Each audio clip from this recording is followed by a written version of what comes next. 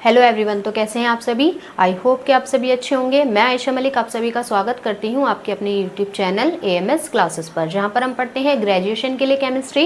And आज की जो हमारी क्लास है वो है बीएससी फर्स्ट सेमेस्टर केमिस्ट्री की क्लास, जिसकी हमारी बुक चली है फंडामेंटल ऑफ केमिस्ट्री, जिसकी हमारी यूनिट 3 स्टार्ट हो चुकी है। उसमें आज की जो वीडियो में हम डिस्कस करने वाले हैं, जैसा कि मैंने आपसे कहा था कि नेक्स्ट वीडियो में हम कोवेलेंट रेडियस और वॉन डेर वाल्स रेडियस के बारे में डिस्कस करेंगे। ठीक है, कोवेलेंट रेडियस हिंदी में सहसंयोजक त्रिज्या बोल सकते हो उसको आप, और जो आपकी होती है वॉन डेर वाल्स रेडियस, उसको क्या बोलोगे, वॉन डेर वाल्स त्रिज्या। ठीक है, तो जैसा आप समझ रहे हो उसी से रिलेट करेगा, कोवेलेंट बॉन्ड से रिलेट है। ठीक है, तो देखिए इसको आप इस डायग्राम के थ्रू समझिए, फिर आपको थ्योरी इजी लगेगी। ठीक, जैसे हमारे पास दो सेम एटम है, मीन्स जैसे H2 है, ठीक है, H2 के दो एटम हैं, हाइड्रोजन के दो एटम है, H2 ले लो आप या Cl2 ले सकते हो, मतलब दो होमो एटॉमिक। होमो का मतलब मैंने आपको बता रखा है, होमो मतलब ऐसे एटम जो कि सेम हो, होमो डाइएटॉमिक मॉलिक्यूल्स। ठीक, तो मान लो आपका जैसे ये होमो डाइएटॉमिक मॉलिक्यूल्स है। ठीक है, अब देखिए इन दोनों के बीच जब कोवेलेंट बॉन्ड बनता है, ये आपस में क्या करते हैं, इलेक्ट्रॉनों की साझेदारी करेंगे, जिसकी वजह से इनके बीच क्या बनता है, कोवेलेंट बॉन्ड। क्योंकि दोनों एक जैसे हैं तो दोनों क्या करते हैं, शेयरिंग कर लेते हैं। ठीक, तो शेयरिंग से जो बॉन्ड बनता है आपको पता है, कोवेलेंट बॉन्ड बोलते हैं उसको, सहसंयोजक बंध बोलते हैं। अब दो एटम इनके बीच सहसंयोजक बंध बन गया। अब इनके न्यूक्लियस से, एक एटम के इस वाले न्यूक्लियस से दूसरे एटम के न्यूक्लियस के, जो आपस में कोवेलेंट बॉन्ड से जुड़े हुए एटम हैं, इनके दोनों के नाभिकों के बीच की जो दूरी है क्या होती है, मैंने आपको बता रखा, उसको हम बोलते हैं बॉन्ड लेंथ। ठीक, अब ये जो बॉन्ड लेंथ है इसका अगर आप क्या कर दो, हाफ कर दो, मीन्स आधा कर दो बॉन्ड लेंथ का, तो वही आपकी कहलाती है कोवेलेंट रेडियस। ठीक है, आई होप आप सभी को अच्छे से क्लियर हुआ हो ये।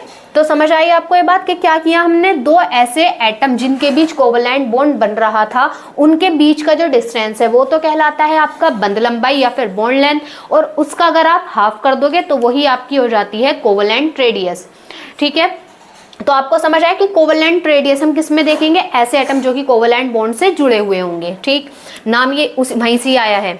ठीक, अब देखिए सहसंयोजक त्रिज्या, इसकी जरा थ्योरी देख लीजिए। It can be defined as the half distance between the nucleus of two like atoms attached by covalent bond.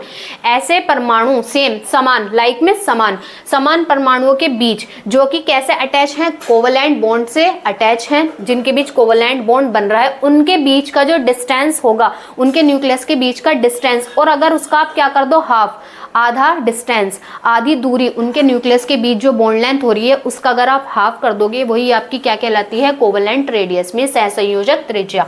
अब यहाँ पर ये डायग्राम मैंने आपको समझा ही दिया। तो कोवेलेंट रेडियस कैसे निकलेगी, बॉन्ड लेंथ दी हुई होगी आपको, उसका हाफ कर दो तो वो आपकी क्या आ जाएगी, कोवेलेंट रेडियस आ जाएगी। ठीक है, देखिए इसको एग्जाम्पल के साथ समझ लीजिए। जैसे हमारे पास ये दो कार्बन थे सिंगल बॉन्ड वाले, जो कि आपस में सिंगल बॉन्ड से अटैच थे। ठीक, अब आपको पता है सिंगल बॉन्ड की बॉन्ड लेंथ होती है 1.54 एंगस्ट्रॉम, डबल बॉन्ड की 1.34 और ट्रिपल बॉन्ड की 1.20। ठीक है, अब क्या होता है, कोवेलेंट रेडियस आप कैसे निकालोगे, आपको बॉन्ड लेंथ दी हुई है, सिंगल बॉन्ड की बॉन्ड लेंथ हमें पता है 1.54 एंगस्ट्रॉम होती है, इसका हाफ कर दो, इसको मींस 2 से डिवाइड कर दो तो आपकी कोवेलेंट रेडियस आ जाएगी। जब आप इसको 2 से डिवाइड करोगे तो 0.77 एंगस्ट्रॉम आपकी आ जाएगी। इसी तरीके से डबल बॉन्ड होगा, उसकी बॉन्ड लेंथ होती है 1.34 एंगस्ट्रॉम।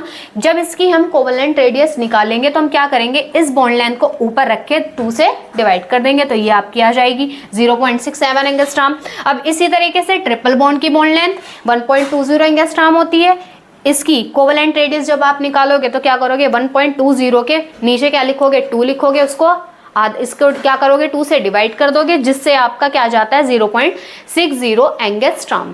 ठीक है, तो आई होप आप सभी को यहाँ तक अच्छे से क्लियर हुआ हो। तो फटाफट से आप इसका स्क्रीनशॉट ले लीजिए। इसके बाद नेक्स्ट हम अपने डिस्कस करेंगे वॉन डेर वाल्स रेडियस। ठीक है,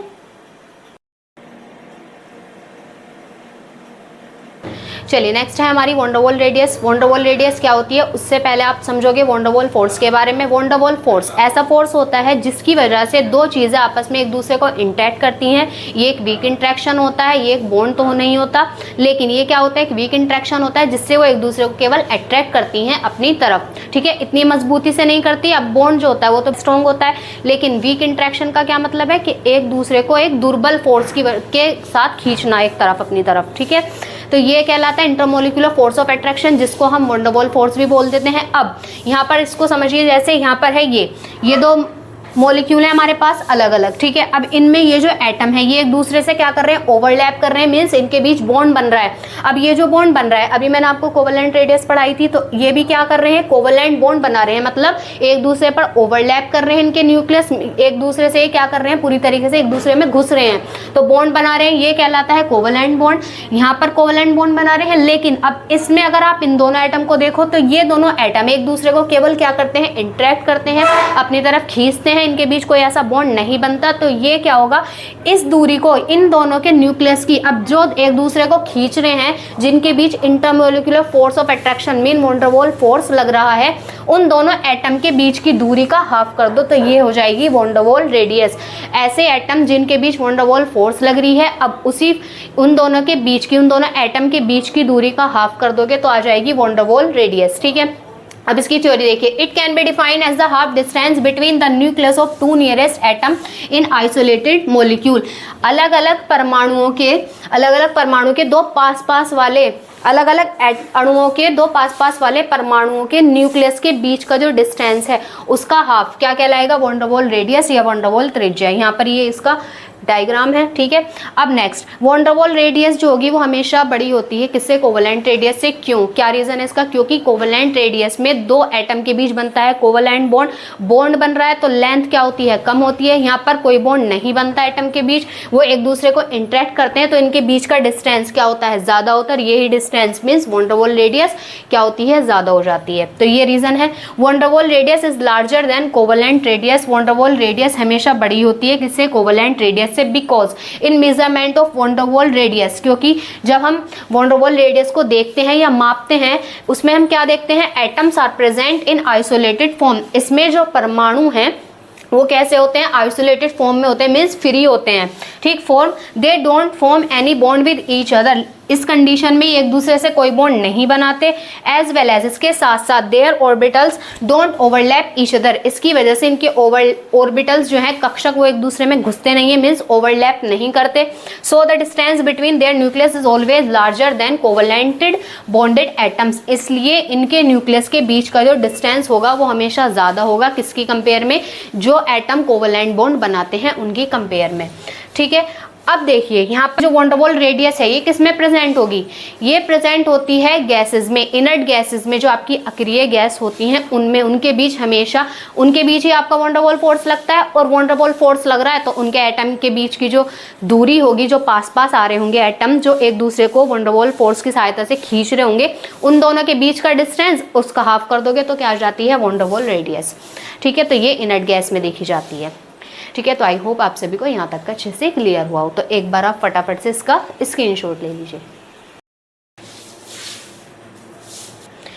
चलिए, यहाँ पर हमारी जो एक चारों रेडियस थी, atomic radius, ionic radius, covalent radius and van der Waal radius, ये हो जाती हैं कंप्लीट। इनमें से आपकी कोई सी भी एग्जाम में आ सकती है, इंपॉर्टेंट है चारों ही, या तो आयनिक रेडियस पूछ लेगा, या एटॉमिक रेडियस, या फिर कोवेलेंट रेडियस, या फिर वैन डर वाल रेडियस, ठीक है। तो इतनी हार्ड ये आपकी है नहीं, आप सभी को आई होप अच्छे से क्लियर हुआ हो, ठीक है।